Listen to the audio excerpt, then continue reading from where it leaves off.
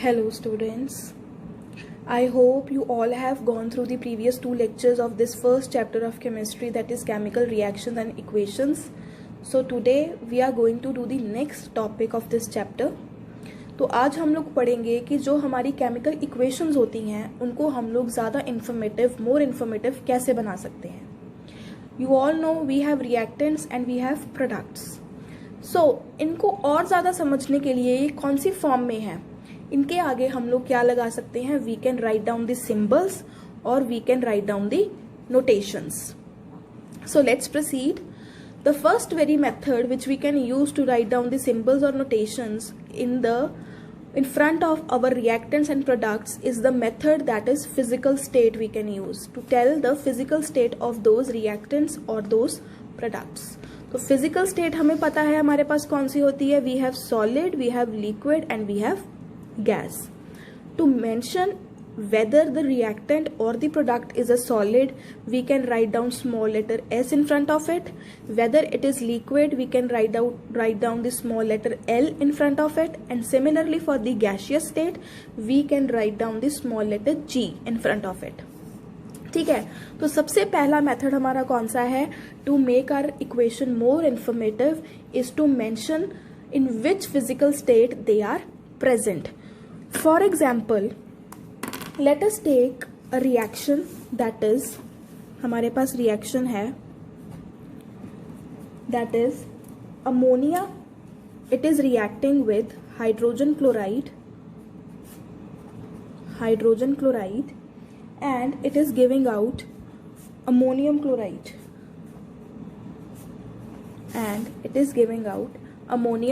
chloride Now इनमें से कौन सा सॉलिड है, कौन सा लिक्विड है, कौन सा गैसियस है, इनकी पहचान करने के लिए इनके आगे हम लोग सॉलिड, लिक्विड और गैस का इनिशियल लेटर जो एस, एल और जी है वो लगा देंगे.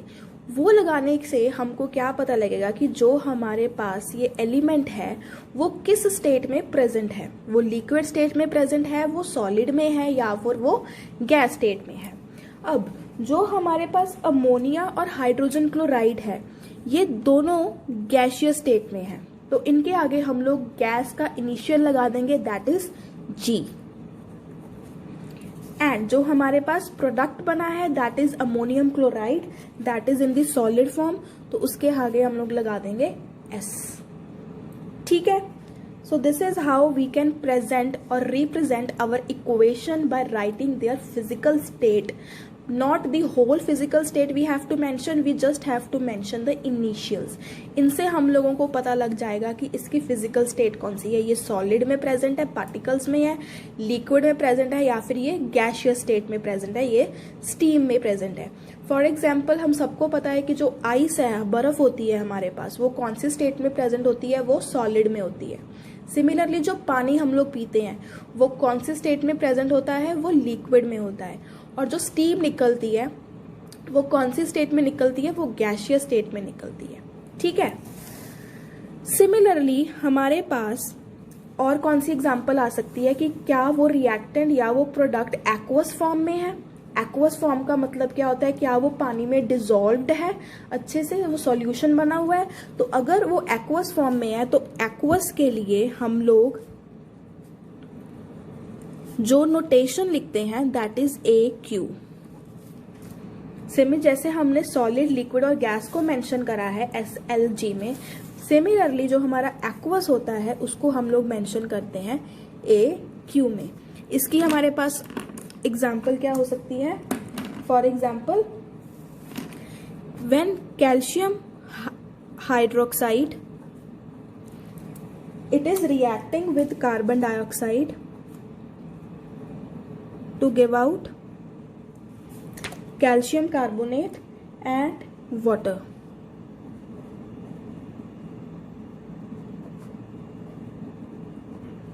Calcium carbonate and water.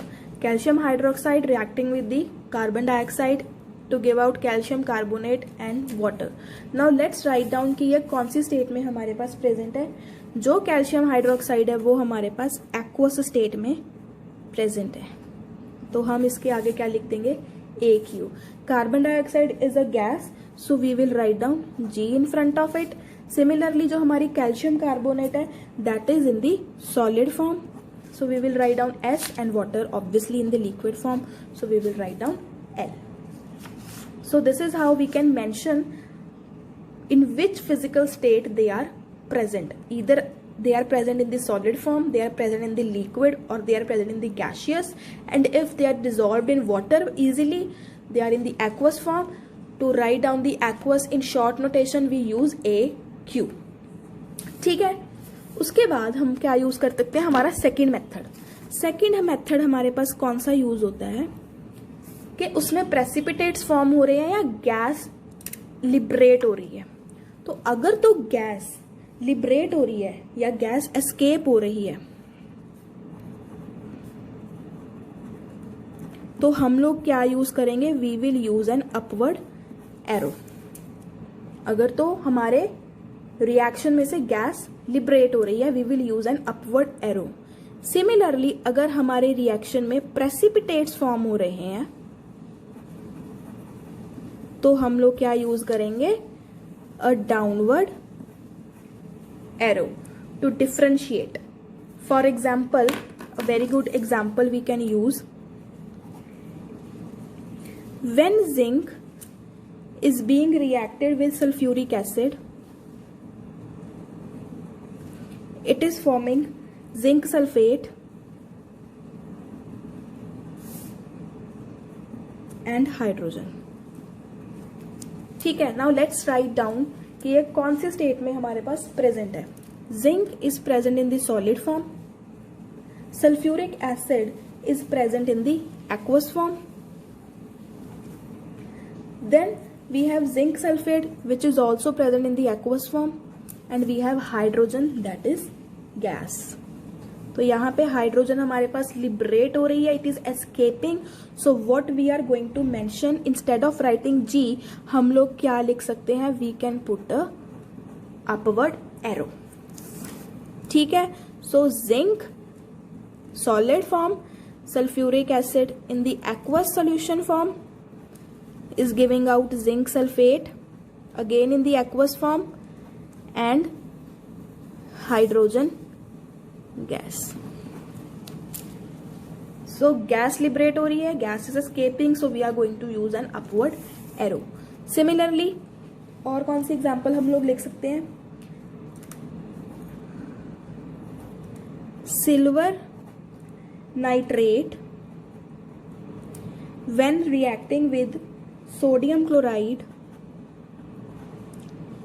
giving out silver chloride and sodium nitrate.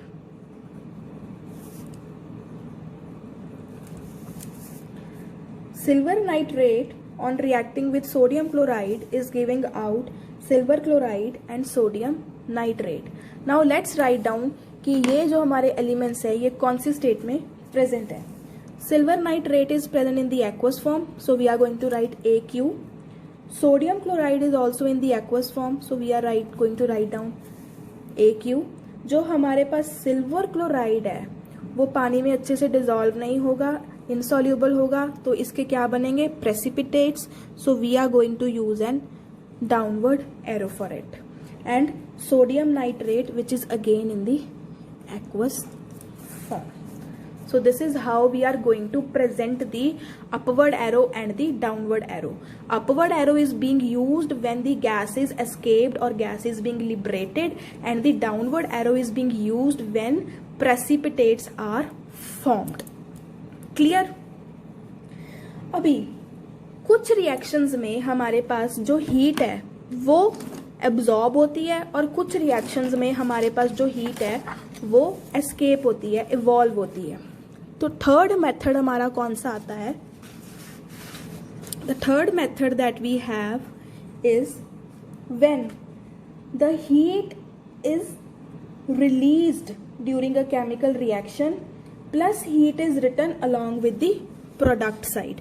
When heat is released during reaction, हम लोग क्या लिखते हैं, प्लस हीट कौन सी साइड पे, प्रोडक्ट साइड पे, means on the right side. कौन सी साइड पे, प्रोडक्ट साइड पे, ठीक है। एंड जब हमारे पास हीट एब्जॉर्ब हो रही है,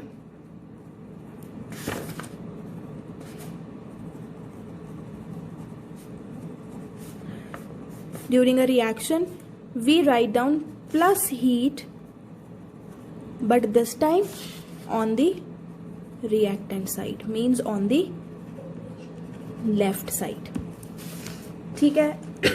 sorry, so when the heat is released during a reaction we write down plus heat but on the product side, and when heat is being absorbed during a reaction we write down plus heat on the reactant side. So let's do one example of this.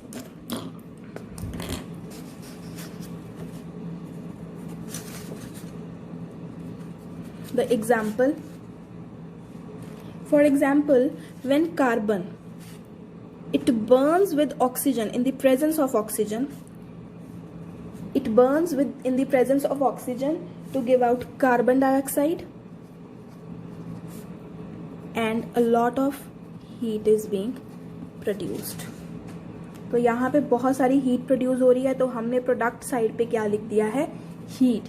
Now here the carbon is in the solid form, oxygen is obviously a gas, carbon dioxide is also a gas, and heat is being released out, heat is being escaped, heat is being evolved. So we are going to write down plus heat on the product side.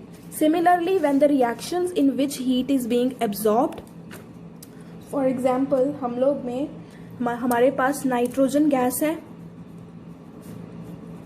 और nitrogen जब oxygen के साथ अपने आप को react करेगी, it will take a lot of heat to give out what? To give out nitric oxide, means NO. So heat is being required so that ये वाला रिएक्शन है जो वो परफॉर्म हो सके, और हमारे पास क्या फॉर्म होगा, nitric oxide means NO, which is again in a gaseous form, ठीक है। So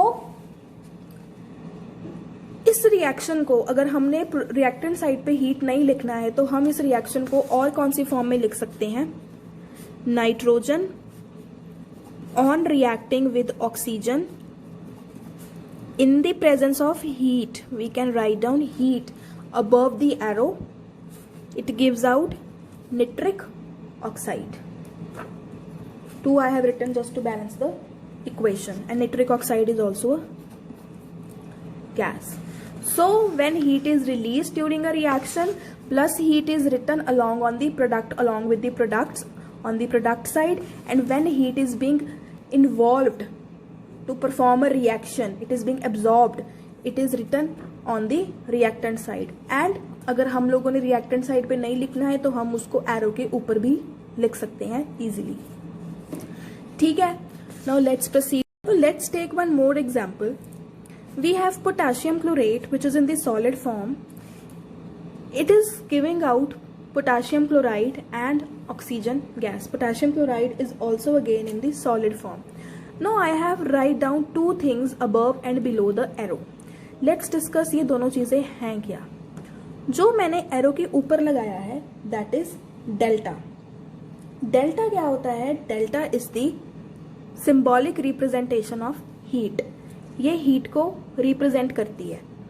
and the word that I have written below the arrow is a catalyst. Catalyst क्या होता है, कैटलिस्ट एक ऐसा सब्सटेंस होता है जो रिएक्शन करवाने में इन्वॉल्व होता है, बट वो रिएक्शन के ना तो प्रोडक्ट साइड पे आएगा और ना ही रिएक्टेंट साइड पे आएगा। दोनों साइड पे उसका कोई काम नहीं है, बट उसने रिएक्शन परफॉर्म करवाना है, ठीक है। So in short what we can say, for some chemical reactions to take place or for some chemical reactions to happen, specific conditions are required. कौन कौन सी conditions require होती हैं, या तो वो किसी पर्टिकुलर टेम्परेचर या वो पर्टिकुलर प्रेशर पे हो, ठीक है, या फिर उनको करवाने के लिए हमारे पास एक कैटलिस्ट हो। So this is a catalyst. So what is catalyst? Catalyst is a substance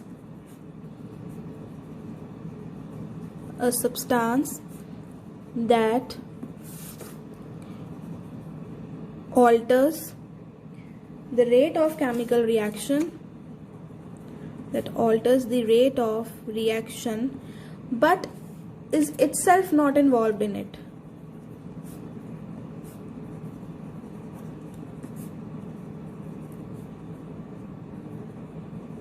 But is itself not involved in it. So this is what a catalyst does.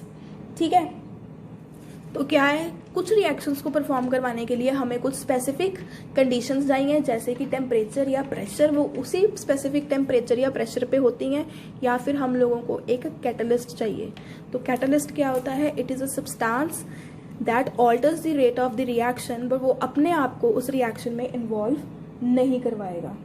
ठीक है, तो हम लोगों ने एक कैटलिस्ट यूज किया और हमने एक सिंबल यूज किया. This symbol is used in place of heat. So here potassium chloride in the presence of heat and a catalyst manganese dioxide, it is giving out potassium chloride and oxygen gas. ठीक है, similarly let's do one more example of this. For example, carbon monoxide, when it reacts with hydrogen gas, it gives out methanol, which is liquid in nature, and this reaction happens at 340 atmospheric pressure. मैंने आपको पीछे बताया है कि कुछ reactions perform करने के लिए हम लोगों को स्पेसिफिक प्रेशर, टेम्परेचर या फिर एक कैटलिस्ट की रिक्वायरमेंट होती है. तो कार्बन मोनोऑक्साइड जब हाइड्रोजन गैस के साथ रिएक्ट करेगा, but it should react in the presence of 340 atmospheric pressure, then only it can give out what? It can give out methanol, CH3OH. So it needs a specific atmospheric pressure. ठीक है, so let's have a quick revision so that we can proceed further. So in this part we have done, हम अपनी chemical reactions को कैसे और ज़्यादा informative बना सकते हैं. बहुत सारी चीज़ें हैं जिनसे हम उनको इंफॉर्मेटिव बना सकते हैं. For example, by using some kind of symbols in front of them, by using some kind of notations in front of them, उनकी फिजिकल स्टेट को लिख के वो कौन सी फिजिकल स्टेट में है, या फिर उनको कौन सा टेम्परेचर चाहिए पर्टिकुलर, या फिर उनमें से हीट इवॉल्व हो रही है या हीट एब्जॉर्ब हो रही है. तो उनकी फिजिकल स्टेट को मेंशन करने के लिए हम लोग लिख सकते हैं सॉलिड, लिक्विड और gas. So instead of writing their full names, we can just mention their initials. If a element or a substance is in solid state, we can write down S in front of it. Similarly, L for liquid and G for gas. So here we have done certain example. Similarly, if the element is in aqueous form, means it is dissolving in water, we can write down, we can use the notation AQ for it. ठीक है, उससे हम लोगों को पता लग जाएगा कि वो aqueous form में है. सिमिलरली, अगर इक्वेशन में से गैस लिबरेट हो रही है, निकलेगी, तो हम लोग क्या लगा देंगे? It will be represented with N upward arrow. And अगर प्रेसिपिटेट्स फॉर्म हो गए, इनसॉल्यूबल होगा वो, उसको हम लोग रिप्रेजेंट करेंगे विद द डाउनवर्ड एरो. ठीक है, सिमिलरली कुछ रिएक्शंस में हीट रिलीज होती है और कुछ रिएक्शंस में हीट क्या होती है? एब्जॉर्ब होती है. तो अगर तो हीट रिलीज होगी तो हम लोग प्लस हीट लिखेंगे ऑन दी प्रोडक्ट साइड, और अगर हीट एब्जॉर्ब होगी रिएक्शन में तो हम लोग लिखेंगे plus heat on the reactant side. ठीक है, और ज़रूरी नहीं है कि रिएक्टेंट साइड में प्लस हीट लिखना ही लिखना है. हम लोग हीट जो है वो एरो के ऊपर भी लिख सकते हैं, जैसे हम लोगों ने इस इक्वेशन में लिखा है, when nitrogen gas is being reacting with oxygen gas, it is absorbing lot of heat to give out nitric oxide. Similarly, कुछ रिएक्शंस को करवाने के लिए हम लोगों को पर्टिकुलर टेम्परेचर, कुछ पर्टिकुलर कंडीशंस चाहिए, या एक टेम्परेचर हो गया, प्रेशर हो गया, या कैटलिस्ट हो गया। तो कैटलिस्ट क्या होता है? It is a substance that alters the rate of the reaction, but वो खुद उस रिएक्शन में इन्वॉल्व नहीं होता बिल्कुल भी। तो यहाँ पे हम लोगों ने डेल्टा यूज किया है। Delta is the symbol used in place of heat also. So manganese dioxide is a catalyst which is being used to perform this reaction when potassium chlorate is being decomposing to form potassium chloride and oxygen gas. Similarly, I have told you that some reactions they need particular temperature, particular pressure. So when carbon monoxide is reacting with hydrogen gas, it is reacting in 340 atmospheric pressure so that it can give out what? It can give out methanol. ठीक है, तो इसमें हम लोगों ने main points क्या पढ़े हैं कि जब भी कोई केमिकल रिएक्शन होती है वो हम लोगों को क्या देती है? It gives us reactants and different products. उन रिएक्टेंट्स और उन प्रोडक्ट्स को हम लोग और ज़्यादा कैसे इंफॉर्मेटिव बना सकते हैं? By writing some kind of notations, by writing some kind of symbols in front of them. So अगर वो फिजिकल स्टेट में प्रेजेंट है, उनकी फिजिकल स्टेट हम लोग बता सकते हैं कि वो सॉलिड में है, लिक्विड में है, या गैसियस फॉर्म में है। Similarly, to show their physical states, to show the physical state of the reactants and the products, we can write S for solid, we can write L for liquid, and we can write G for gas. Next, how can we tell? We can use the notation AQ if the reaction is in aqueous form. ठीक है, means वो पानी में अच्छे से dissolve हो रहा है। Similarly, अगर तो gaseous products form हो रही हैं, gas is being escape out, we can write down an upward arrow, and if precipitates are formed, we can represent it by writing the downward arrow. Moreover, some chemical reactions they liberate out heat and they absorb heat. If the reactions they liberate heat or they release heat, we will write down plus heat on the product side, and if they are going to absorb heat, we are going to write plus heat on the reactant side. Similarly, some conditions are required for the reactions to take place. These conditions can be pressure, it can be temperature, and a catalyst also. So what is a catalyst? Catalyst is a substance that just alters the rate of reaction, but वो reaction में participate बिल्कुल भी नहीं करेगा। ठीक है जी। And pressure भी चाहिए होती है, जैसे हम लोगों ने एग्जांपल करी है that carbon monoxide in the presence of hydrogen gas और in certain atmospheric pressure it gives out methanol. Clear? So by these things, by these methods, we can make our chemical equations more and more informative. ठीक है, I hope you all have must understood this. So let's proceed further.